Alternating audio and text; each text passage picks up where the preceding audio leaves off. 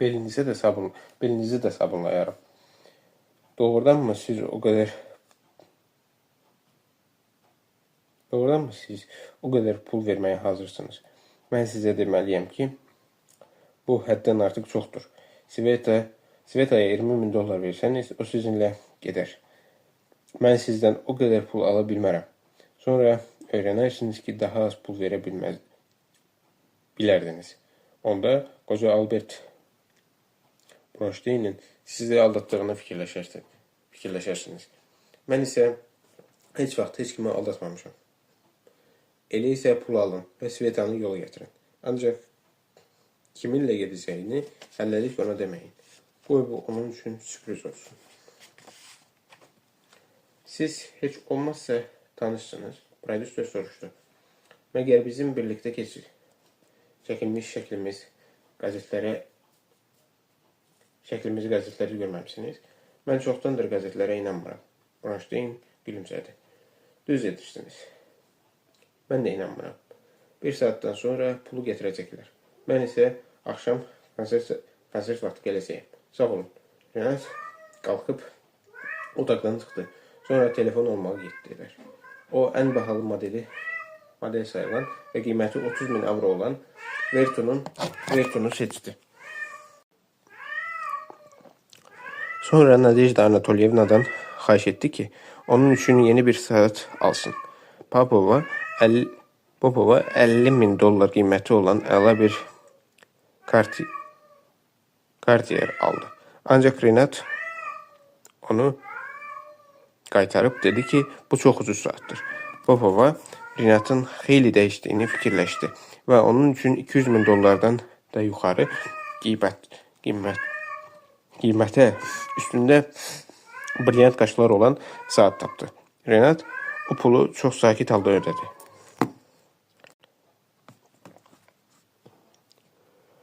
İndi Sveta ilə danışmalı idi. O yenə Bronşteynin yanına gəldi.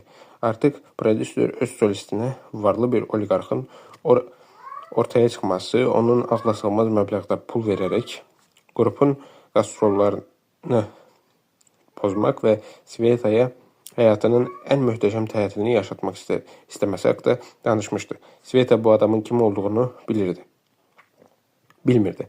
Ancaq onunla getməyə artıq hazır idi. 100.000 dollar pul bu məlum xeyriyyətçiyə qarşı getdikcə sevgiyə çevrilən bir hörmət hissi oyadırdı.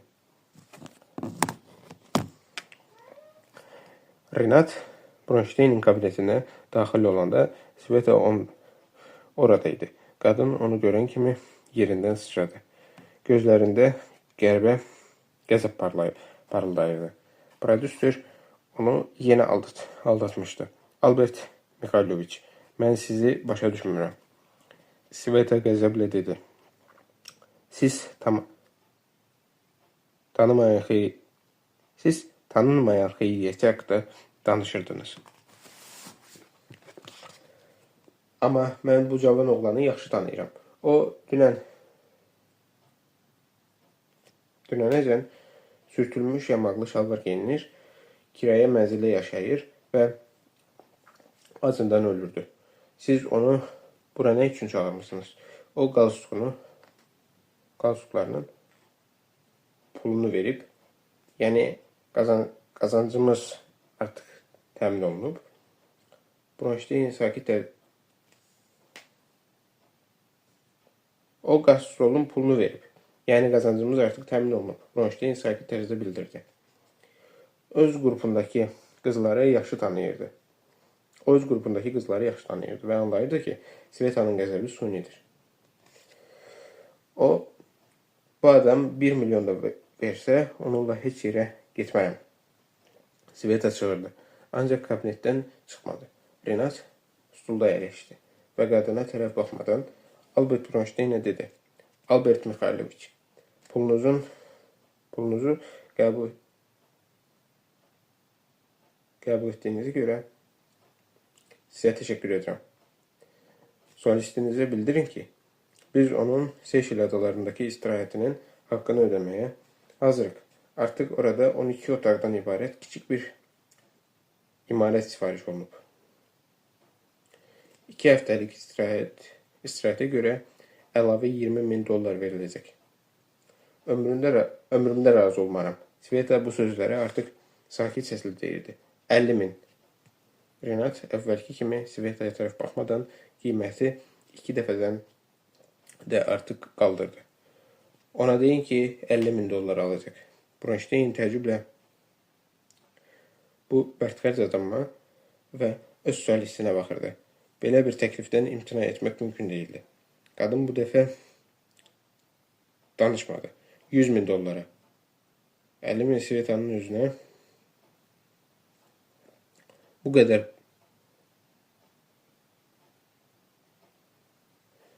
Bu dəfə danışmadı. 100.000 onlara, 50.000 Svetanın özünə. Bu qədər pulu əcnəbi ulduzlara verirlər. Renat Svetanın danışmasını gözləyir, o isə susurdu. $100.000, Renat dedi. Bronstein heyrətdən yerində yırğalandı. Bu çox böyük sərvət idi. Bu yelbeyin qadın niyə danışmır? Nə fikirləşir? Nə fikirləşir ki, yer üzündə bundan da yaxşı təklif edən adam tapılacaq? Hər həftəyə görə Sveta birdən soruşdu. Renat nəhayət ona tərəf döndü və qadının gözlərinin içinə baxdı. Hər həftəyə görə 100.000. Bir o qədər də kiçik xərclər üçün. Bronstein fikirləşdi ki, bu adam laf ağlını itirib. Yer üzündəki qadınların heç biri bu qədər pula layiq deyildi. Bu, Albert Mixailoviçin qəti əmin olduğu bir həqiqət idi. Sən dəlisən. Sveta artıq başqa səs tonu ilə soruşdu. Renat saatına baxdı. Qadın onun brilyant qaşlarla bəzədilmiş yeni saatına baxıb gülümsədi. Bəs telefon? Sveta xatırladı. Sən telefonunu da dəyişmişsən? Renat cavab əvəzinə yeni telefonunu çıxartdı. Heyrətdən Svetanın ağzı açıq qaldı. O hələ belə bahalı telefon görməmişdi. Dəyişmisən? Dəyişmişəm. Renat cavab verdi. Sənin üçün də belə bir telefon almaq istəyirəm. Sabah təyyarə ilə uçurum. Səhər saat 7-də maşın dalınca gələcək. Xudahafiz. Mənə daha heç nə demək istəmirsən? Qadın soruşdu. Yox. O yenidən qalxıb geriyə baxmadan otaqdan çıxdı. Albert Mixailoviç həyəcanla əllərini bir-birinə vurdu. Mənim əzizim, sənin bəxtin yaman gətirib. Onlar səhər çağı VIP zala toplaşmışdılar. Svetanın keyfi kök idi. Qrupun digər üzvləri inana bilmirdilər ki, ona səfər üçün belə ağlasılmaz məbləğ təklif olunur. Sveta əlində tutduğu qəzeti oxuyan Renata yaxınlaşdı. Əslində o heç nə oxumurdu. Ona müraciət edərək danışan Vladimir Gulüşenko yenə də Renatın gözlərinin qabağında idi. Şəripov fikirləşirdi ki, ilk dəfə olaraq əsl əzlafı öz həqiqi simasında görə bilib. Elə bu vaxt o Svetanın səsini eşitdi. Əzizim, qadın mehribanlıqla dedi. Bilmirsən, orada hava necədir? Necə? Kəs səsini. Renat onun sözünü ağzında qoydu. Sveta pərt olmadı. Bu qədər çox pul xərcləyən adamın onunla kobud danışmağa haqqı vardı. Renat arzuladığı hər şeyi etməyə hazır idi. Tək ki, başqa bir səyahətə Renatın arzuladığı hər şeyi etməyə hazır idi. Tək ki, başqa bir səyahətə yenə məhz onunla getmək istəsin. Kim bilir, bəlkə də Sveta onun ən yaxın adamı olacaq. Qadın ondan aralanıb kresloda oturdu. Renat qəzeti kənara qoyub. Nifrətlə ona baxdı. Artıq bu qadın üçün o qədər çox pul verdiyinə görə peşman idi. Ancaq bu addımı qəsdən atmışdı. O, pulun gücünü hiss etmək istəyirdi. İndi bilirdi ki, bu gücün sərhəddi yoxdur. O, alçalda, təhqirədə pul verdiyi insanlara nifrət bəsləyə bilər.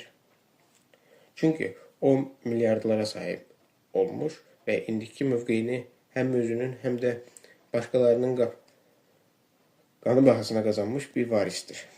O oliqarxın varisidir.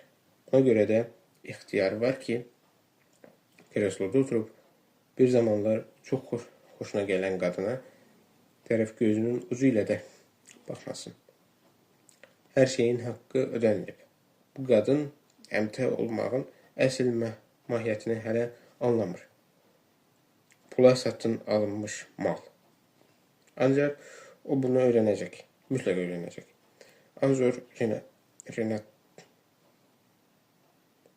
Renat astadan dedi. Mənim çamadanlarımı götür. Şəxsən özün yoxlayarsan. Ayağa qalxdı və arxasınca tələsən adamlara tərəf baxmadan irəli addımladı.